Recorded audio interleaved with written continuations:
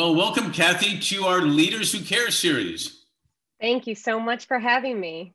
No, you belong here. We're going to show people you belong here, or you're going to show them anyways. So no, it's so great to have you here and have people hear about your story and all that you're doing.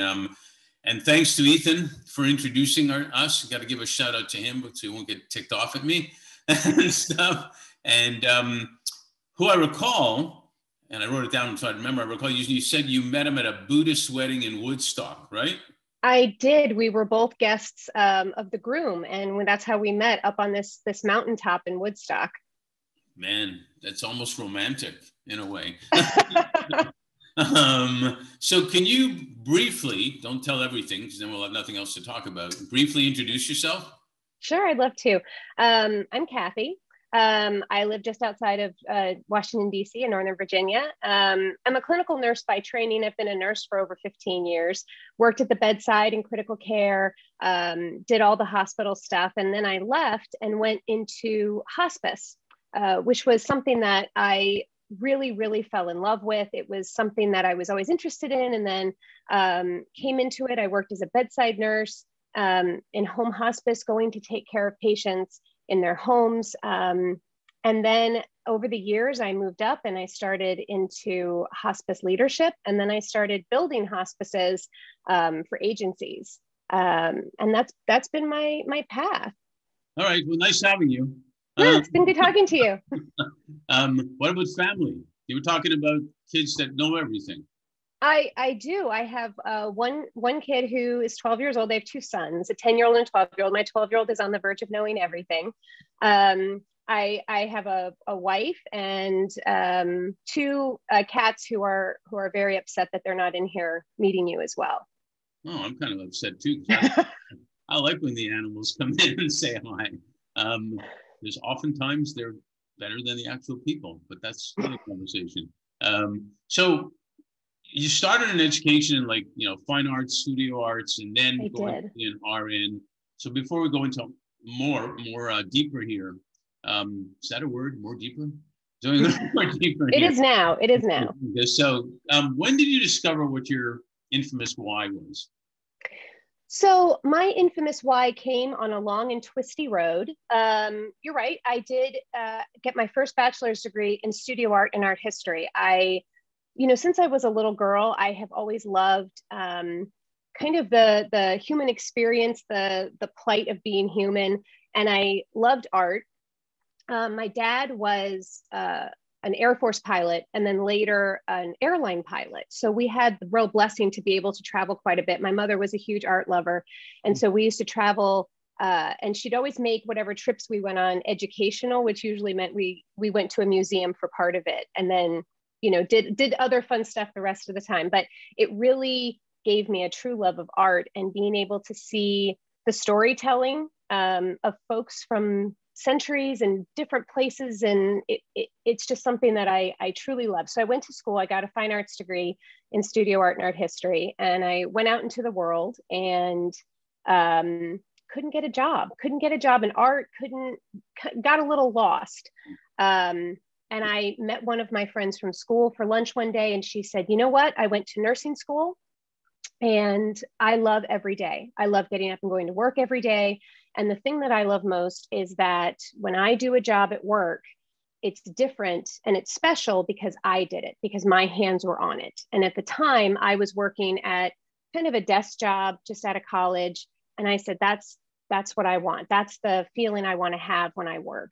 And so at night, I went back to school and got night classes and took all my sciences and went and got my nursing degree. And that is what plugged me into really being able to experience the human experience. Now I was really a part of not only the human plight, but being able to really impact people's experiences, and particularly when they're in a really vulnerable moment, not just the patients, but the families. And it was different because my hands were on it. It was different because I was your nurse today. And that's really what fueled my why. So you never played nurse, doctor, or whatever when you were kids, or had any inclination towards that? I think, so the story that my mom loves to tell is that when I was little, she used to make all my Halloween costumes, and she made me this little nurse pinafore with a little nurse's cape and a little nurse's hat. And she saved it for me all these years, and I still have it. It's very, very small, but I think that was my first inclination. I don't remember playing nurse and doctor. I was always a caretaking person. I was always taking care of my brother and my sister, and so I think the urge was always there. So nursing really defined that. I guess your mom knew, apparently. Don't moms always know? I guess so. Well, we always find that personal experiences usually lead people to what they do or what their passion is or whatnot. And if it relates to health and well-being, it's even deeper. It's even more emotional. So you mentioned to me that you saw and you felt that nurses eat their young, and that caught me when you told me that. And then you also got certified then, as you said, as a hospice nurse and a dementia practitioner. Mm-hmm. I guess along the way there, share with us what happened there and how do nurses eat their young? So that was something that when you're in nursing school, you're part of your courses are to go into the hospital, and you're in these, you're shadowing nurses on real units with real patients, and learning kind of at the bedside in addition to your classes. Mm-hmm. And it's just an adage that I guess goes around the nursing profession that nurses eat their young. And it basically means that the older seasoned, hospital nurses don't take a lot of time with the younger nurses and the newer nurses coming in. It's really trial by fire. It can be a very difficult adjustment for new nurses coming in. And this is, of course, not to say this is everywhere or all the time, but it was something that was always told to us as nursing students that, if you had an older nurse that you were with as a nursing student, that they may not be as helpful or as friendly because they're busy and they're not interested in necessarily training the younger upcoming nurses. And I hated that. I hated that was the feeling. I hated that was the caution that was given to nursing students. And so as I became a nurse, and as I was very lucky actually, because the nurse that I precepted when I first got hired to the hospital was wonderful, wonderful, wonderful. And it's important because they teach you so much, and they teach you terrific habits, and they teach you so much about being a nurse, more than just the book smarts of being a nurse. But as I came into my own as a nurse, I went into precepting. So I would take on those new grads because I thought I can do this one nurse at a time. I can change this experience for one nurse at a time. And so I would always volunteer to precept nurses for their, when they first came to the hospital. And I did that for many, many years where I worked. And then as I moved into leadership, it was important to me to create environments and cultures where that wasn't the case systemically. And that was really important to me. And that's why I brought it up with you, because I think it's such an important thing that we start to get rid of in the nursing profession and start to bring up, particularly with everything that's going on now with the way that nurses are really so exhausted and overworked and going through what they're going through now with COVID. It's going to be so important that we support the new nurses coming in and making sure they're feeling comfortable and welcome to the profession. So it's not like Grey's Anatomy or New Amsterdam or all that? You know what, Mark? If I had a nickel for every time somebody asked me if it was like Grey's Anatomy, it's not like Grey's Anatomy, or it wasn't at my hospitals anyway. But maybe I was at the wrong hospital all this time. There was no, what was the one that George Clooney played in way back when? Not emergency. Oh, was that ER? Yeah, ER maybe. Oh, that was a long time ago. Yeah. No, George Clooney did not work at my hospital. Did you ever find, you grew up being a nurse in this era of not many men were nurses and not many women were doctors. Did you have any experiences around that? I live in a very metropolitan area. So I've seen both. I've seen, nursing typically still is a very woman heavy field. And that's great. I actually love that. I love that the men that I worked with over the years are we're terrific partners, and we're terrific colleagues that I think sometimes you can feel, they understand that there can be that stigma, but they're not bothered by it. And it's changing so much, just like it's not so much now that, you can have a female doctor as well. So I don't see that as much of a hurdle anymore. Yeah, thank goodness. Yeah. It certainly was pretty strict back then. And so I'm glad we kind of got out of that. How did you, why did you get certified as a hospice nurse and a dementia practitioner? So once I got into hospice, the transition from me to go from the hospital to hospice was really important for me because like I said, I did work in critical care for a lot of years, spent a lot of time with patients, going from patient to patient. And there were so many patients that I think were in their last hours and minutes that didn't get the attention and the time that should have been afforded to them as a human on their way out. And so to me, my journey in hospice was really kind of an effort to always pay back those patients that I couldn't give the time and attention to that I could in hospice. The end of life time for me is such a sacred time to take care of a patient. And that's why I was so passionate about it. To become board certified as a hospice nurse meant that I was really, as deeply involved in this profession and as up to date and as credentialed as I could be to be the best hospice nurse that I could be. In terms of being a dementia practitioner, because not all, but a great deal of the hospice population is an older population, and we see dementia and understanding how to pair your treatment of a patient with hospice. You're treating so much more than just their terminal diagnosis. You're treating their whole being and every other condition that they may have, which could include dementia.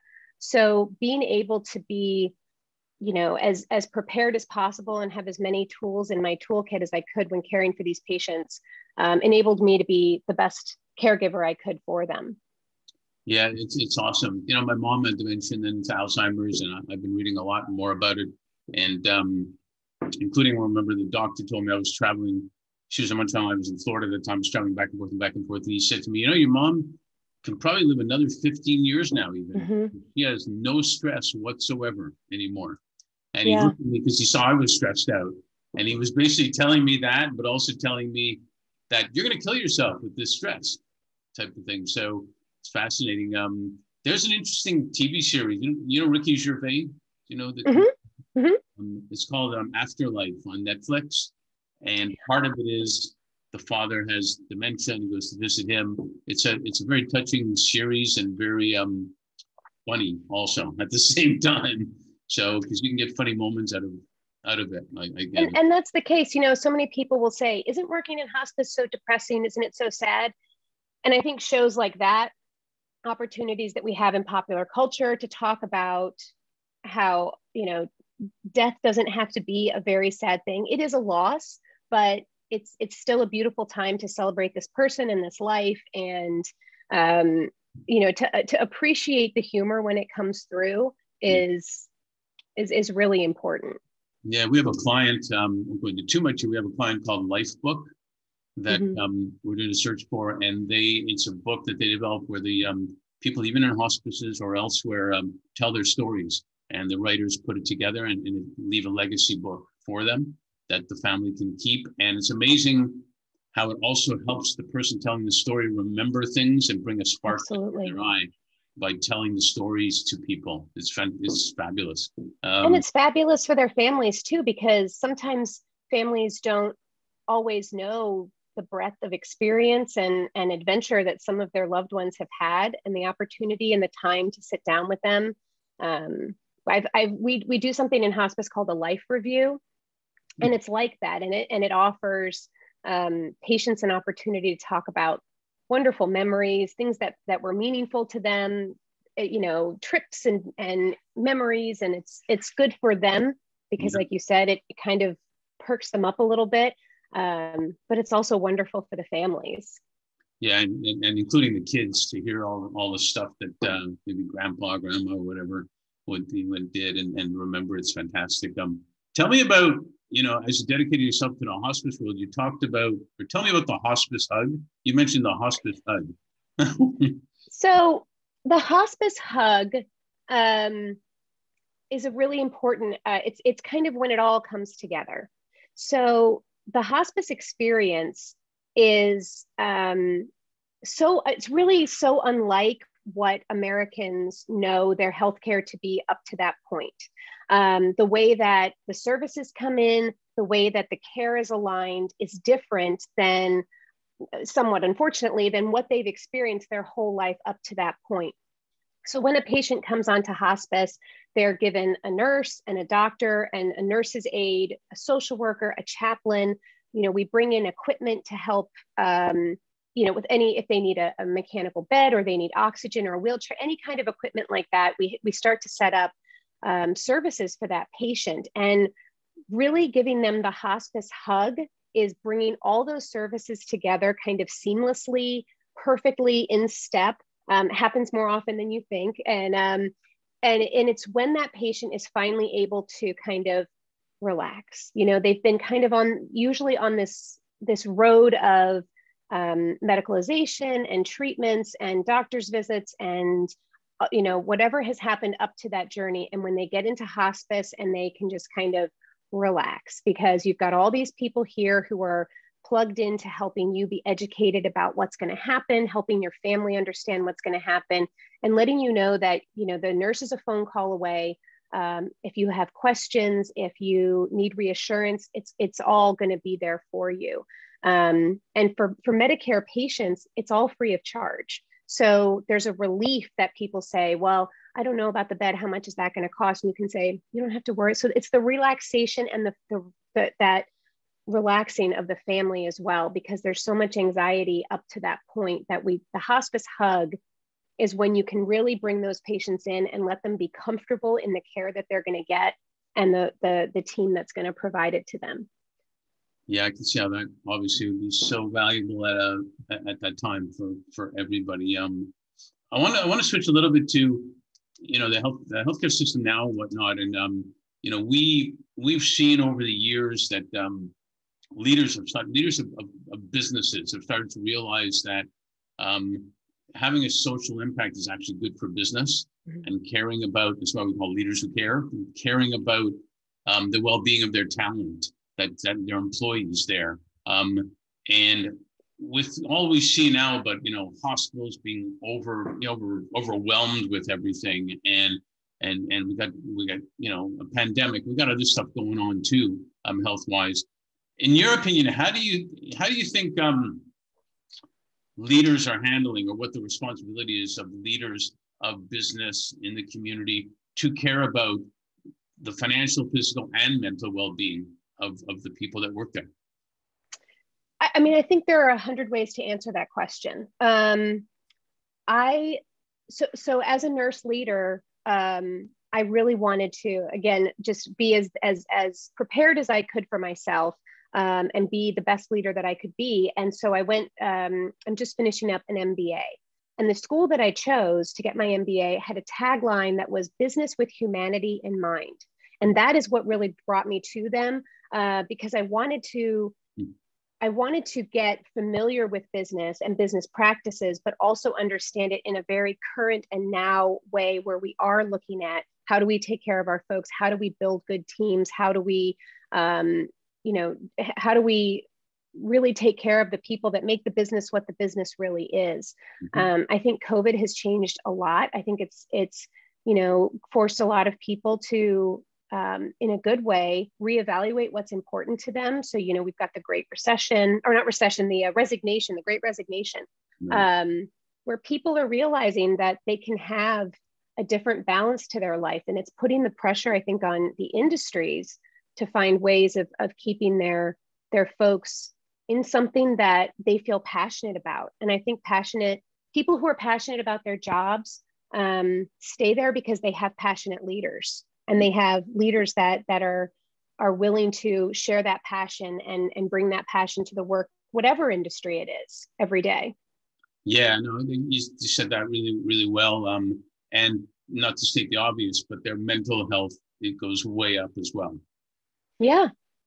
And it can be such little things, to find out. I used to call it love languages. Remember the book, the Yeah. what's your love language? So when I was working with my staff, I would always say, how do you prefer to be recognized? Understanding if people want, an announcement at a meeting, or if they want just a quiet, hey, thanks so much, that was really great, or if they want a gift card, because you can't paint with the same brush across a whole team. And finding that made folks feel recognized, made folks feel better about the transactions that you had with them, because you were speaking to what was important to them, and you were really showing what was important to you as a leader, and how important they were on your team. Yeah, no, that's pretty well another good definition of leaders who care, and they've realized that it is good for business. It's not rocket science. It is good for business all the way around. So, my grandparents were from Kiev, one of my grandparents that I was closest to, and they would always say with their accent, as long as you have your health, that's the most important thing, and then was education, but health. And it wasn't like branding or a slogan. It was like real life stuff. That's the most important thing. So you've kind of answered this a little bit, but do you find there's been an awakening, if you will, of people seeing what's really important then? I think there is. I think we're really coming to a precipice of change in this country. I think where people are realizing what's important. I think health is so important, and we're really seeing the fragility of health, how quickly it can be taken away. Also the fragility of the system, unfortunately, and people are trying to identify ways to kind